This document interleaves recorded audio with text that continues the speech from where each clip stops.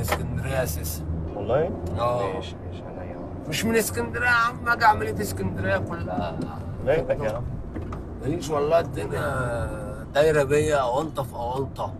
الدنيا دايره اونطه في اونطه، شغل دلاديل يابا. روق يا عم روق، ان شاء الله خير. مروق تتظبط وتبقى زي الفل ان شاء الله. تتظبط ان شاء الله، تتظبط. قول لي كلامكم غريب، تتظبط. طلعت شربت. امال انت منين يا عم؟ انا من بولاق يابا. اهلا وسهلا يا باشا. انا من بولاق، انا اساسا من القاهره. فوق راسنا، اهلا وسهلا. الله يخليك. لا يا عم انا مش فوق راسكم، انا قاعد على الطوره. انا جيت اشتغلت عشان برضه حصل نوش وحوارات. بحسبك سعيد طياره بيجي باشاره. ما شاء الله. يا باشا الحمد لله، في اي حكايه، في اي موضوع، في اي اشكاليه عبد الله بينزل يحل في كلمه ونص.